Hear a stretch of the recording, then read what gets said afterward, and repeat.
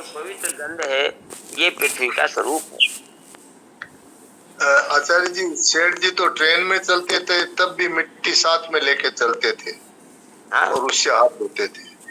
बिल्कुल। मिट्टी से, हम गांव में रहते थे तो पीली मिट्टी आया करती थी, कहीं से बाहर से खोद के लाते थे और पीली मिट्टी से हाथ धोते थे। बड़ी ऐसी होती थी, साबुन से भी ज्यादा सफाई होती थी उससे।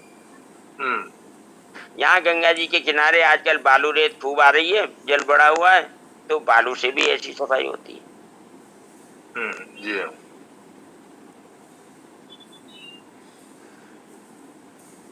दुर्गंध किसी विकृति से प्रकट होती है और पवित्र गंध पृथ्वी में स्वाभाविक रहती है। ये बात हुई गंध की। अब बात होती है तेज की। तेज 4वें विभाग से तेज रूप, तेज जो है वो रूप तन्मात्रा से प्रकट होता है।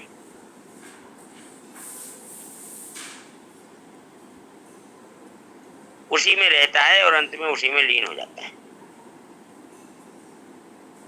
अग्नि में तेज ही तत्व है, तेज के बिना अग्नि निष्तत्व है, कुछ नहीं है, वह तेज मैं ही हूं।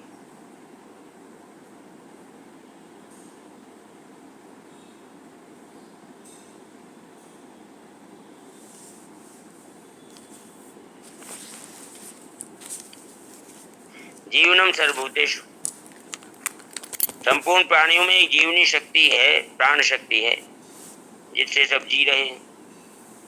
उस प्राण शक्ति से वे प्राणी कहलाते हैं।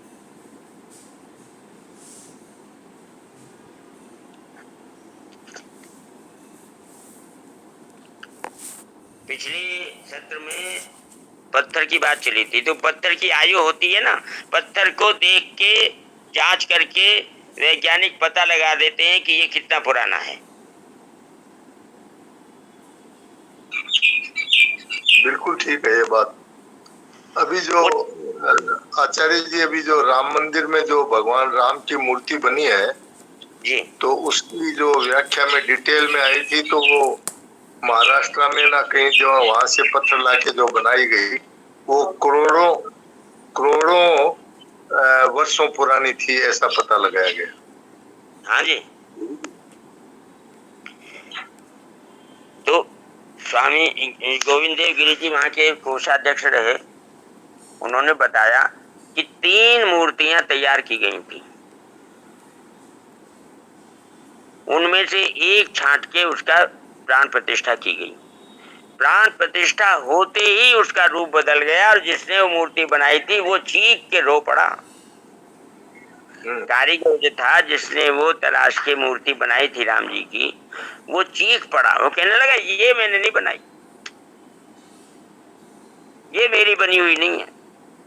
जब भगवान उसमें प्रविष्ट हो गए तो उसका रूप बदल गया। वो मूर्ति जो बनाई थी पत्थर के, जिस कारीगर ने बनाई थी, वो रोने लगा। वो कहने लगा ये मेरी बनाई हुई है ही नहीं। ओहो, ये हालत होती है। तो भगवान कहाँ नहीं है? भगवान कहीं भी प्रकट हो सकते हैं।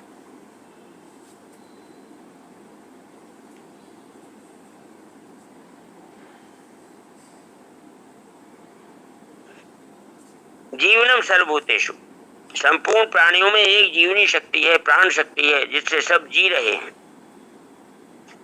उस प्राण शक्ति से वे प्राणी कहलाते हैं। प्राण शक्ति के बिना उनमें प्राणीपना कुछ है ही नहीं। प्राण शक्ति के कारण गाढ़ नींद में सोता हुआ आदमी मुर्दे से विलक्षण दिखता है।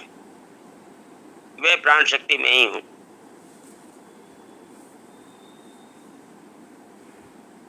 जब मूर्ति में प्राण प्रतिष्ठा हो जाती है तो वह मूर्ति सजीव हो जाती है, उसका निर्जीवपना खत्म हो जाता है। गोविंद देव जी का मंदिर है जयपुर में, उसके बारे में बताते वो सजीव है। घड़ी बंदी होती है उनके, और वो घड़ी बिना सेल के स्वामी भगवान की नब्ज से चलती है। जैसे आजकल घड़ियां चल रही हैं, तो कोई अंग्रेज आया, उसने कहा मेरी घड़ी बांध के दिखाओ, उसने सेल निकाल लिया और घड़ी बांध दी भगवान के, वो घड़ी चलने लगी, सेकंड की सुई चलने लगी। बहुत जोरदार बात बताई।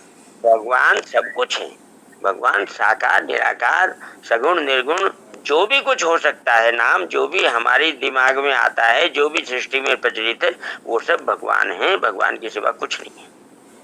भगवान जहां चाहे वहां प्रकट हो जाए। जय हो। भगवान खंबे में से प्रकट हो गए नरसिंह के रूप में। अब क्या भगवान खंबे में रहते थे क्या? आचार्य जी, भगवान खंबे में से प्रकट हो गए नरसिंह रूप में, वो तो बात ठीक है, किंतु असली बात पहचाना मीरा जी ने।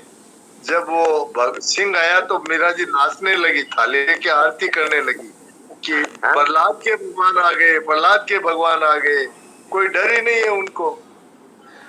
तो ये